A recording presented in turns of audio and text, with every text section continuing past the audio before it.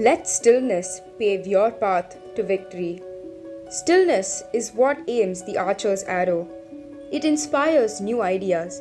It sharpens perspective and illuminates connections, said Ryan Holiday. Imagine waking up to learn that your enemy is building missiles just miles away from your country's border. This was the reality for John F. Kennedy in 1962 when the Soviet Union began constructing missile sites in Cuba. The threat of a nuclear attack on America was suddenly very real. This was especially stressful for Kennedy, who knew that at least 70 million lives were at stake. His advisors cautioned him to destroy the missile stations, but he knew that failure in this would be awful. So what did he do to handle the situation successfully? Kennedy took time to pause and think. Rather than immediately deciding, he began to reflect on the matter. After a while, Kennedy decided to go with the blockade around Cuba. This gave his opponent, Nikita Khrushchev, time to think as well. Nearly 2 weeks later, Khrushchev sent Kennedy a letter in which he recognized the destruction that a conflict would cause. This was the beginning of the end of the Cuban Missile Crisis. You might be wondering, how can one develop this art of stillness? The key is to focus on your mind, body, and soul precisely by emptying the mind, moving the body, and satisfying the spirit. The book Stillness Is The Key by Ryan Holiday talks in detail about these key elements. So, are you ready to see the power of letting more peace and quiet into your life? Let's begin. First thing to do is empty the mind.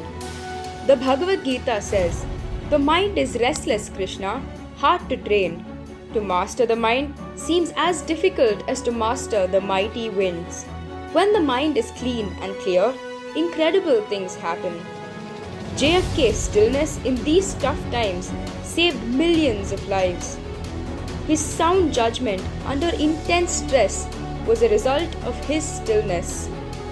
He would write notes repeating the words missile and leaders over and over. Swimming in the White House pool and spending time in the Rose Garden gave him space to think. This stillness can be achieved in the morning by simply filling 3 pages with your thoughts without stopping for correcting mistakes. As you fill the 3 pages, you track the muddy, maddening, confusing thoughts on paper so you can face the day with a clear mind. What you write down doesn't have to make sense because no one is going to read it. It will only help you to create space for creative thoughts and help empty your mind. But the empty mind is of no help if we cannot channel it in the right direction. That brings us to the next point. The second thing to do is move the body. Our stillness depends on our ability to slow down and choose not to be angry and deal with different situations. Which is why we must choose to drive out anger and replace it with love, gratitude, and purpose. One can find stillness with a meditative physical activity. In the mid-1920s, Winston Churchill signed a contract to produce a 6-volume, 3,000-page account of World War I while still trying to manage his responsibilities as a chancellor. Rather than powering through the heavy workload and turning into a ball of stress, Churchill took an odd form of meditative practice to rejuvenate his mind in between work sessions. That odd form of practice was bricklaying.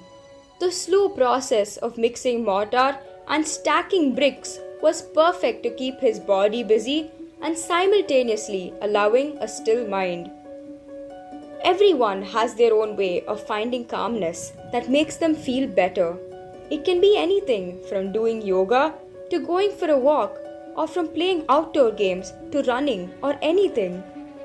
Emptying our mind and moving the body would give us clarity on our next move. But proceeding on the same won't be possible without the backing of our soul. And that brings us to the third point. Final step, satisfy the soul. Henry David Thoreau said, "We are all sculptors and painters, and our material is our own flesh, blood, and bones." No one does their best work driven by anxiety, and no one should be breeding insecurity in themselves. The feeling of never having enough might motivate you to earn more, but it will ultimately play a destructive role. You have to disconnect in order to better connect with yourself and with the people you serve and love. People don't have enough silence in their lives because they don't have enough solitude. And they don't get enough solitude because they don't seek out or cultivate silence.